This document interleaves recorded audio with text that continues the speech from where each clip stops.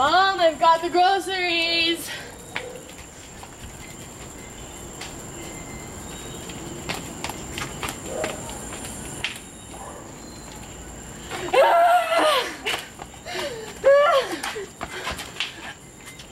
Good morning, kids. Everything is okay? Okay.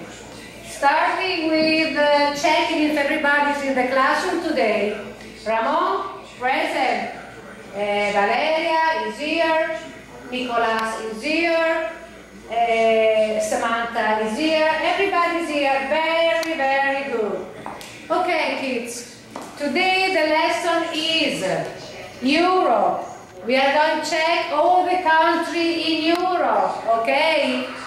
With the relative flags and everything about.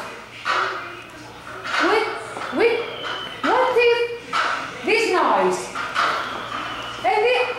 Oh my God! Oh, kids! Oh my God! Hi. Protect my rights or my life. How much authority should the government have? Should you, as an individual, be able to decide how and when you wish to protect yourself? Or should we take one step back and take a look at the big picture? Step back and examine the issue on a larger point of view.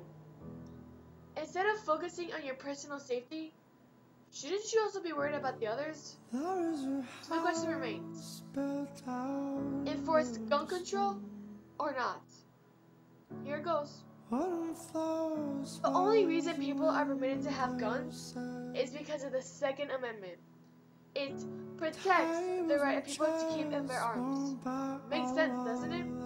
If I feel threatened under any circumstance, I can shoot in self-defense. If I'm under any danger, my gun can protect me. A gun obviously represents power and safety. The real world is, after all, for the crazy and bad people who live off crime. We must be careful and protect ourselves. Of course. However, we live in the 21st century. That amendment was adopted on December 15, 1791, over 200 years ago. Think about it. 1791 was a very different period. At that time, laws were still not fully established and enforced the way they are now. Society was completely different. A farmer could shoot another farmer if he had a conflict with him.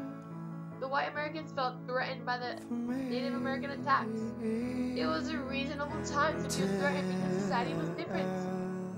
But we no longer depend on agricultural economies, on cotton plantations, or on slaves, just like we no longer need to bear arms.